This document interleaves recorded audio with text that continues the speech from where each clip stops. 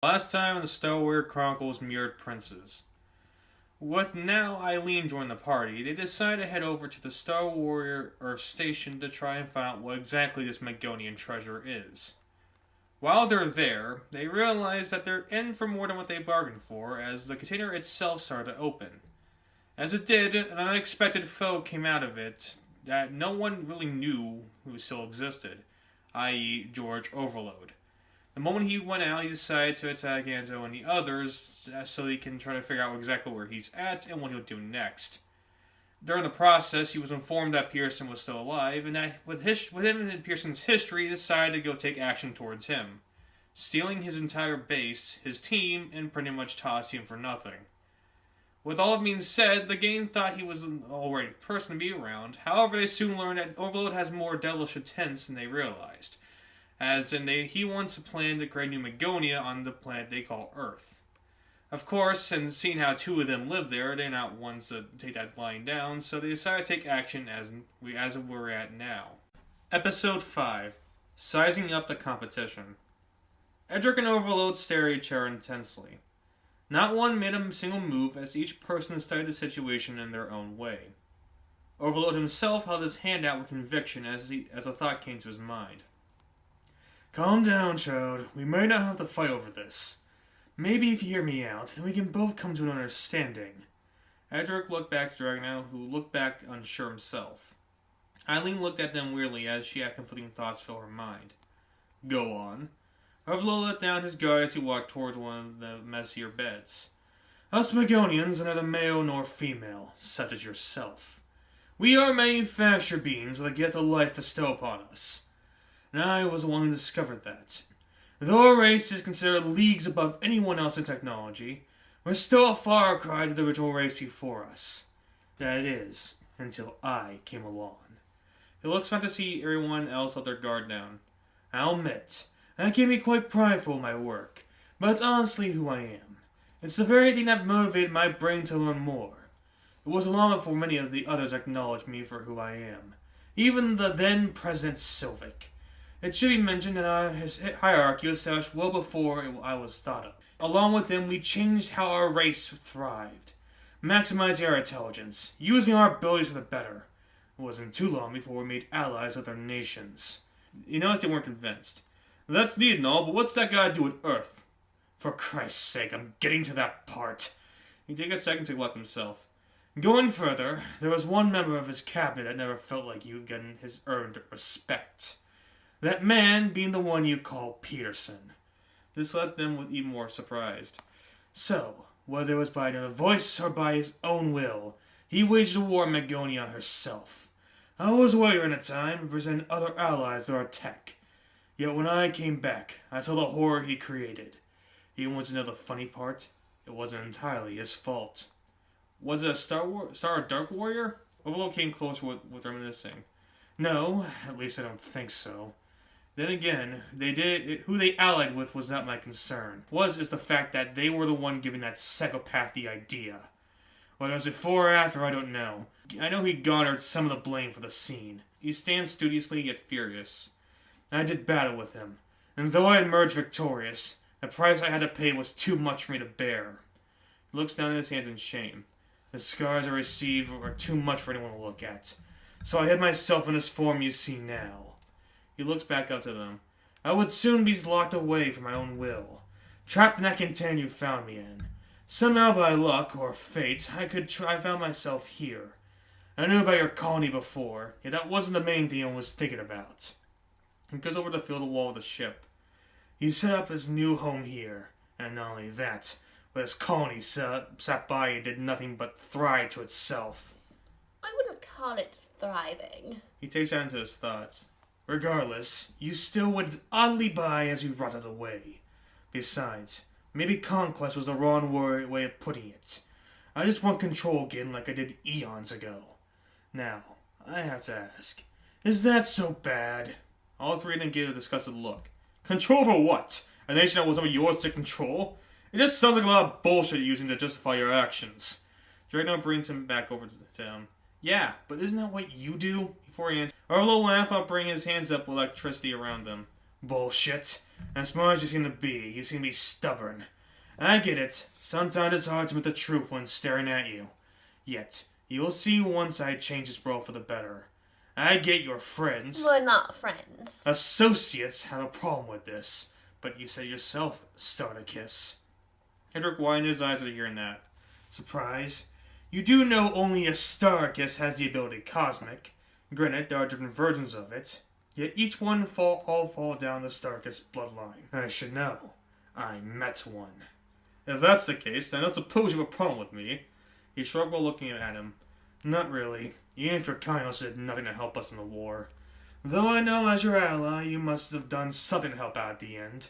Besides, even though Sarvania isn't on our level, I doubt it needs our, more specifically, my help. So I insist that you step aside. Edric looked back to Dragono, who seemed worried about Edric who would do next. Overload walked beside him as he moved with the other two. However, I know for both your cases, no matter what I say, you will not listen. I won't kill you unless you interfere too much. So let this be a warning to both of you. Both Dragono and Eileen were unsure what to do. Edric took notice of this as thoughts raced through his head. Find my own lead. He looks back at them again and swears to himself. Edric, now is not the time to be selfish. For once in your stupid life, do something good for once. He gripped his hands looking back at the others. What's the matter? Cat got your tongue? If you're that nervous about simple proposition, they might as well give up. He didn't stop as he heard a weird noise beside them. He looks over to see one of the beds grow in size to above his height. The others noticed while backing off, looking forward to see Edric knocking it over. Thinking it quickly, Overload dodged swiftly, only to get hit by a vicious cosmic punch from Edric. I told you, even if this was my planet, I would not let you take my best friend's home away from him. The punch cracked some of the metal armor as Overload was launched to the walls. Everyone was surprised, Eileen especially. He looked at him wearily as Overload got back up. After all that talk, you still choose to stand against me. He gets up by using his magnetism to take some of the metal off the ship. It fixes and replaces the broken part of his face to make it new again. Getting back in his stance, he faces Edric once more. Fine. I suppose I'll dispose you first. I bet your father would be happy with about this. Edric brought out some of his cosmic ore to face him. He's not happy with me anyway. They both came at each other for an attack. Using sparks, he tried to have one of the beds hit Edric. Yet his opponent shrunk said bed as he went for his own attack. He lands, yet does less damage than it did the last time. Almost like he expected it, Overload grabs his arm with force. Oh, Starticus, I thought you were smarter than that. Don't you know the same attack doesn't always work twice? He thrusts his fingers into Edric's skin. Screaming in pain, he uses his free arm to shrink Overload's hand. Overload himself panicked as he let go.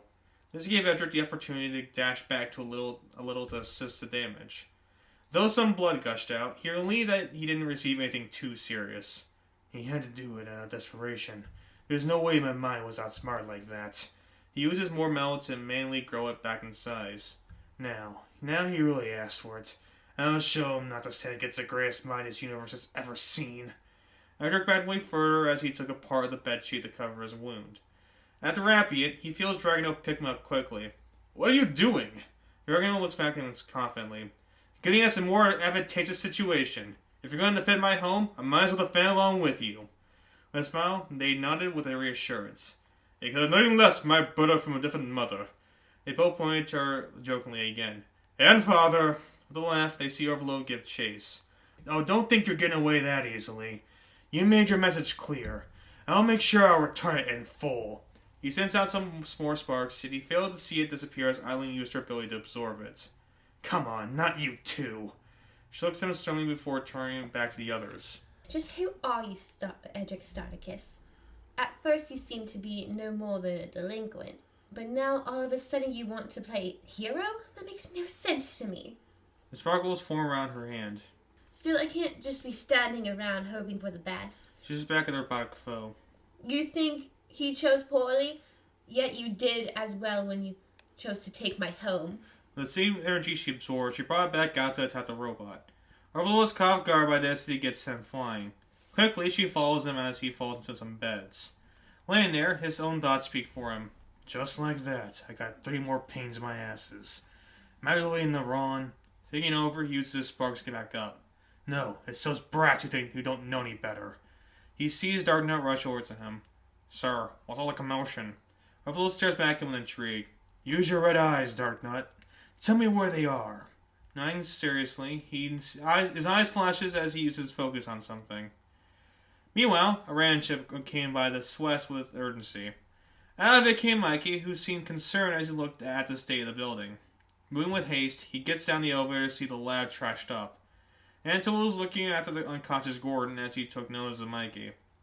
As they were matching concerned looks, they headed to the table inside the break room to discuss. I got the call. What happened here? Anto stared back at the terror through the window.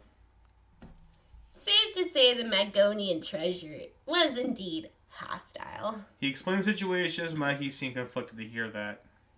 As of right now, I have no idea where he went. I see. Well, it is a good thing he didn't kill you. But really, George Overload? I find it hard to believe myself, yet the eyes don't lie. He looks at his robotic calf. I know full well who attacked me.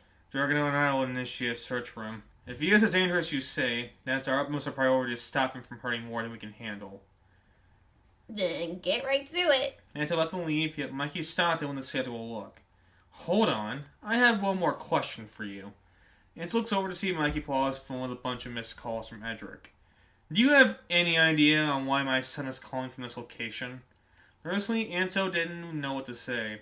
Well, the thing is... He sweated feverishly as Mikey gave him a cold stare. As far as I know, he and his friends are fine. Friends? So he wasn't the only one? Shit. Well, there goes my job. Mikey brings him closer and more concerned. Anto, be clear with me. Where is my son? Where is Edric? They felt a rumble above them. After it finishes, they get up to the pier to see what it was. Rain poured with some lightning coming down around them. Looking up to the sky, they see Team Magnet's carrier. You know, call it a gut feeling, but I think they're in there. Mike grips his hand with determination as he gets a star blade out. Pearson, should have guessed. Fine, if that's how you want to be, then that's how you're gonna get it. Anto stops him before they do anything. Wait, maybe try calling your son again. See what he's up to. Mikey now will bring up his phone. Loses back to the airship where Eileen caught up with the boys. They were at the other side while catching their breaths. She took notice of Edric's injury. He didn't hurt you too badly, did he? Edric laughed as they wrestled for a bit. Look at you showing concern. Her look didn't change. Thankfully, I managed to stop him before he got too deep. I think more than a simple cuts I can heal in a day or two. Baron looks deeper to try and find anyone. Give me a sigh of relief, no one was near. Seems we lost him. For now, anyway. He breathed out his fist at Edric. Things are sticking up to him. Edric reciprocated as they gave a weird handshake. Fist whipping fall with an up and down bump, falling ending with a high five. Anything for my bro. Even though a second beforehand you showed no concern. In fact, you were happy with it. Forgive me for... I have to ask, what gives? What do you mean, what gives? Before she questioned further, they heard a phone go off. Clay noticed it was his.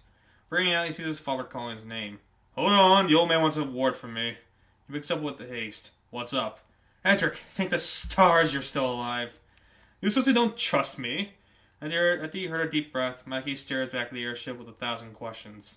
Never mind that. Where are you right now? Are you safe? Is anyone else with you? Though a little overwhelmed, Edric held some composure. Okay, first off, relax. Secondly, we're all safe. It's just me, Dragano, and this other chick. Hi, who are you calling other chick? Well, where are you at? He was still panicky.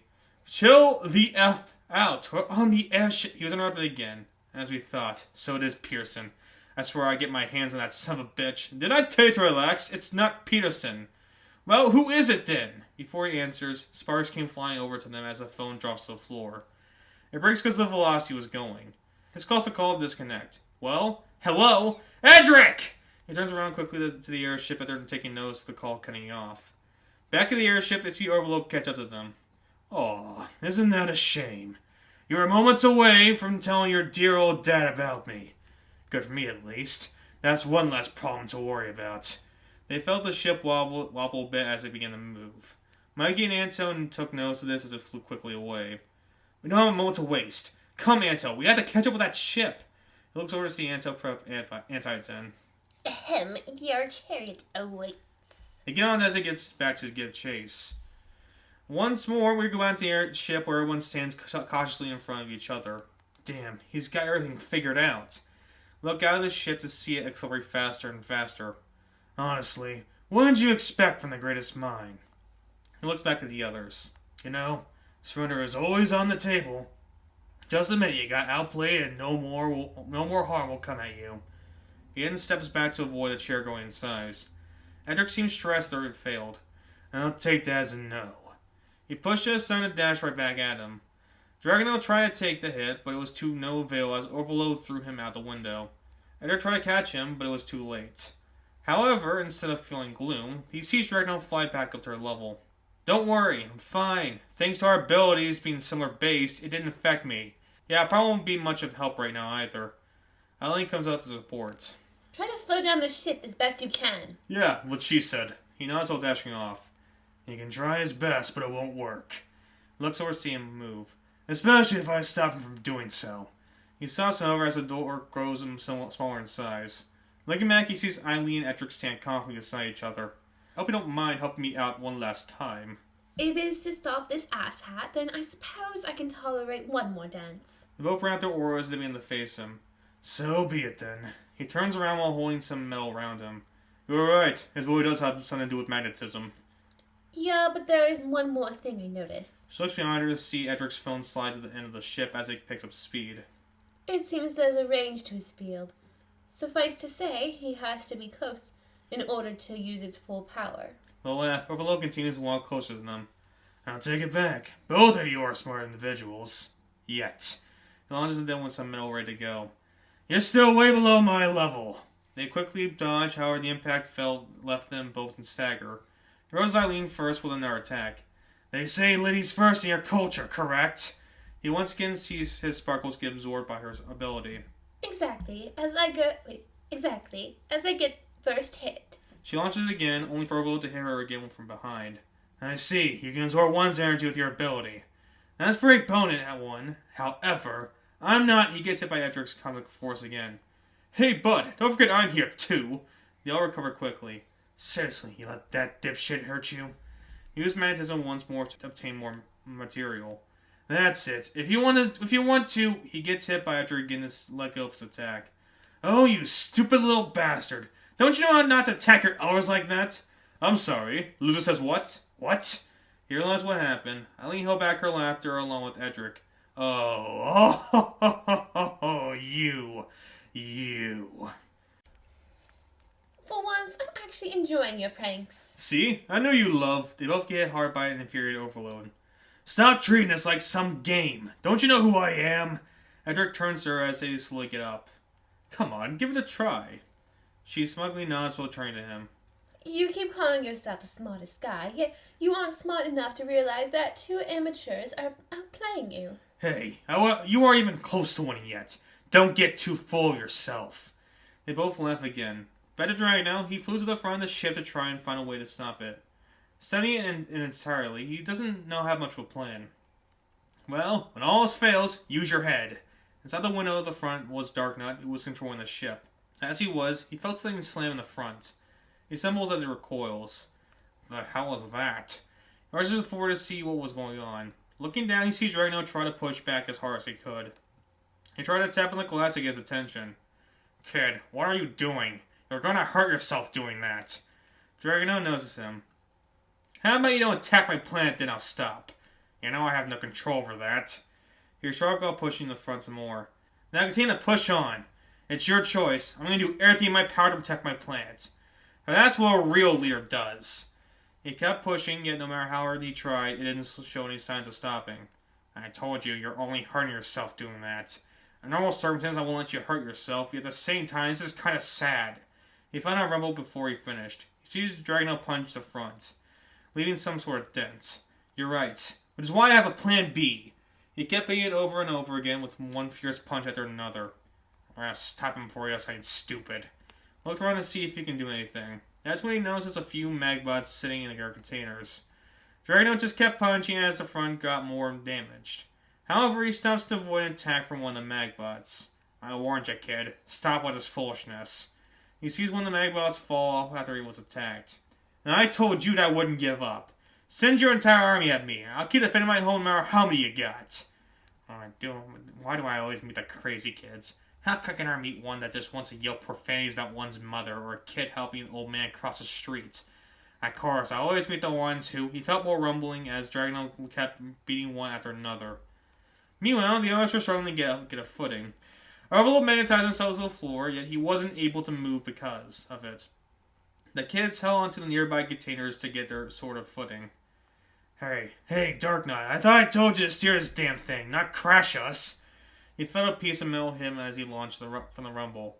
The other's kids laughed after seeing that. Smartest man in the universe, eh, Eileen? She laughed along with him as Overlord didn't even flinch to it. He seemed annoyed. You know, it's hard being the smartest person around when everyone else is a dumbass. He wasn't paying attention to Edric growing in the middle, quickly attacking once more. Hey, how about you pay attention to us? He looks over to see Edric breathe a little heavier than before. Eileen notices as well. What's the matter, Starkus? Out of shape? Edric laughed while getting his energy back from the metal. At least I have a shape. He almost let go of the counter after they felt a bump. Eileen helps him back up. Don't tell me you're losing it. He composed himself. He was still breathing hard. I haven't lost anything. Not until you lose before me. She still seemed concerned, yet this caused her to ponder. Why am I so concerned? If he wants to throw his life away, let him. He would do the same for me. She looks back over the Overload. That's it. I need his help. She nods to reassure herself, yet a part of her knows she was lying. Without him, I might not be able to win this. Edric pushes her out to get ready to fight again. One step at a time, he finds a balance for himself to confront Overload. Again? Don't you have enough? Edric didn't say anything as he brought back his cosmic aura. You're a prince. You have no reason to hurt me. I'm not after you. You shouldn't care what happens to this world. He still didn't say a word. There's no reason for you to care. Not one in the world. He then stops as something catches his eye. Towards the window, he looks out to see his father rise along with anchovies at the ship.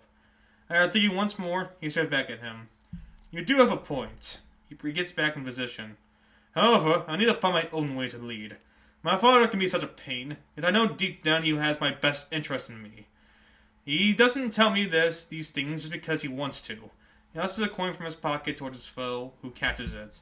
Overlord is too late to defend himself, however, from the coin growing bigger and bigger. My friend and I usually call this place our second home. Not to mention he's out there right now doing everything he can to win. Maybe I have no good reason for my own good, but if it's for him, for us, then I'll do whatever it takes to follow alongside him. To fight for my own way. Overlord finally tosses it aside before Edric comes back at him again. This time with a barrage attack. And there's my counter-argument. With one more punch, he sends Overlord out of his magnetism. Eileen was still conflicted as she watched it all go down. I think both Overlord and I are in the same boat with him. What really is your deal, Edric? Back at Dragonel, he kept kicking off one Magbot after another. Darknut seemed nervous as numbers began to thin. Seriously, you're just wasting your energy. As the last Magbot went down, Dragonel stared back at him sternly. Fine. He goes through the hatch where Magbots came from to confront Darknuts. Then if it ain't from the outside, it's from the inside. He looks back over the steering wheel. However, before he attacks it, however, Darknut cuts him off with a sword. Alright, I think I had a little too much fun. He went for an attack, another punch towards Darknut, yet he blocked it with his sword. It's no use trying to fight me. I know everything you're going to do before you even know. Is that a fact? Did you see this coming? He launches above him to head towards the steering wheel. Putting as much electric power in his fist as he could, he punches the steering wheel hard to break it completely. After he did, an alarm set it off. He did it. He did something stupid. Stupid? That should slow down the ship. Oh yeah, it will slow down the ship, alright. Yet, do you want to know why we have a steering wheel? It isn't just a turn if you're just wondering. Dragonel shrugged, the other grabs him with a scarf. It's because it keeps this fucking thing stabilized in the air! Another voice came up after he screamed. Warning. Ship is losing altitude by the second. Please make your escape immediately. Darknut came back to reality. You killed us all. It was at the point where Dragonel realized what he did. Oh, fuck. I gotta save the others. He does stop quickly as Darknut takes an emergency parachute. Good thing we have a way to work around this stupidity. Yet, there goes $100 grand. He jumps off with it in paste. Meanwhile, the other finally saw what was happening. Overload himself was even more annoyed as he tried to recover from his attack. One thing. I should do one thing. He goes to see Eileen help Edric off the ship. He bunches him off to see his father ride along with Anto. However, didn't notice him staying there. Just the ship falling down. Eileen, help me get their attention. She tried to, but was blocked by Overload. Oh no, you don't. If I'm going down, I'm taking you with me. It was now moving faster and faster close to the ground. Mikey finally noticed the kids at the hole. There! Anto! Quickly! Anto sees as well as is directed towards the hole. Edric sees them. They're coming. We need to go, Eileen. She does so as Edric blocks her from Overload's attack. It sends him away from the hole. Go ahead, Eileen. Leave. You never liked him anyway. She sees Mikey come over while holding his hand. She's holding out his hand. She stares at it conflicted. You heard her. You heard him. Go! After coming to a thought, she dashes over to him to toss him over to the hole. Neither Mikey nor Overload expected that as Edric reached his father. Regardless, Mikey takes him as Eileen dashes it back over. Yet she stops his defense against Overload. This caused her trip as Edric tried to grab her. Before he did, the ship finally crashed, sending a shockwave to knock Anto 10 off his course. Everyone fell off, including Mikey and Anto, as the second explosion came to be. A few seconds passed since the explosion. It landed on the island not too far from Britain. Edric gets up to see the rubble around him. He looks over to see Anto helping Mikey out from his trap under some debris. Tell me, Anto. Don't fret. He's fine. None of us really expected it to explode so soon. Though, it should be over now. He nods, looking behind him. He sees Eileen lay there unconscious. Going over to her, he notices he was limping before falling over. Damn it. He reaches out to her. That was stupid, you know. Saving a dumbass like me. I told you to leave. She didn't even get up. He turned away to have deniability. That is until he heard movement. It was Antiton, whoever was left of him held up Eileen in his hands.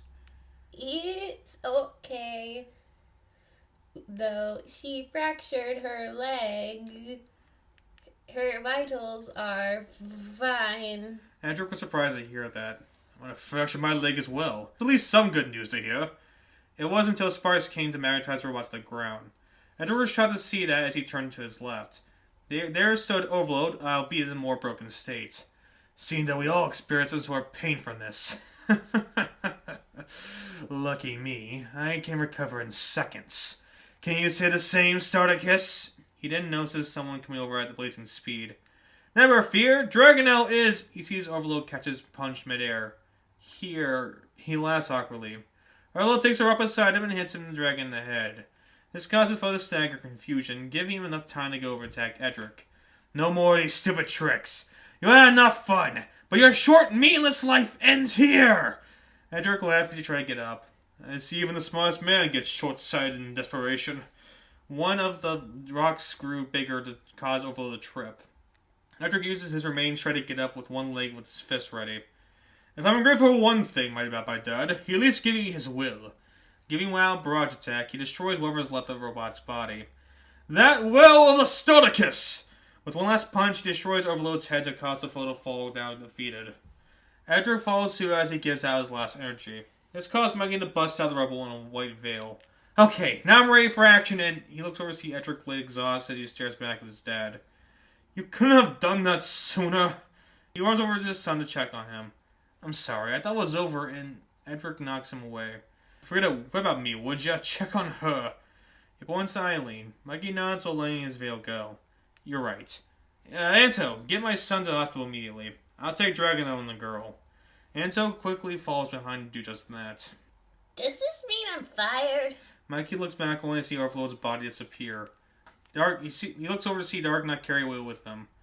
He looks back defeated before he continues to run off. It's not like he knew he was there. Fortunately, my son and his friends were still alive. Just somebody took him to the hospital. Anto nods as he picks up the boy, who was passed out at this point. Dragonel comes stumbling over with pride. I can take care of myself. Just a little concussion. Anto comes over to help him walk. I think it's more than a concussion, my guy. Maya catches up while carrying Eileen. You gotta admit, your son and his friends pulled off something impressive. They beat someone even I can lay a finger against. Mikey just stared at Edric as he used one of his hands to rub his head. Well, that in itself was impressive. I heard what he said before delivering his final strike. I think he's finally ready to take his next step as prince. With a smile, they walked alongside each other happily. Today, I'm more proud of him than ever. Then again, he's still got a lot to learn. Come on, cut the kid some slack. Even I'm doing that, and I hate him. They laugh while walking off. Being a next king is difficult. Just a few more steps and I believe I'll be there when I eventually retire. Still, though, it is worth celebrating. This leads us back to Darknut, who was taking Overload's body towards Rex' ship. I got too careless. I was so focused on his attacks towards me that I never saw him attack the ship directly. He took a look at it. This time I had no one to blame but myself. Usually I blame Peterson, yet he isn't here to do anything nor take any blame. He grins hard as he hears movement in the background. Just what the hell do you think you're doing? He looks over to see Overload repair his body with some of the metal from the ship. I was just... He stared at him while studying the ship itself. I told you. This metal body is only a suit I wear to hide my true form. My true, pathetic form. He holds out his arms in shame. Besides, I let him get the best of me. For the first time in my life, I was outsmarted. He sends sparks from his hand in rage. Even then, I still let that idiot destroy the steering wheel. So what? We don't have an airship anymore. He looks back to the island. My dreams of making this place my new Megodian have not changed. This minor setback shouldn't cause us to fall back. Okay. Now what shall we do? Orville looks back to the broken ship once more with an idea. This requires some time for me to think. They're stronger than they seem, and as long as they're still around, I can't beat it with my ability alone. He stares at the night sky. I need a new source of power. One that can help me overcome those kids with relative ease. And that begs the question, what power source should we use? He looks back conflicted. That, my friend, is what we'll be answering next. Together. He holds out his hand. Darner grabs it with that same amount of confidence. Finally, he looks back to our island. You got the better of me today, Starkist. But don't rest for a second. For this isn't the last time you heard from the greatest mind in the universe, George Overload.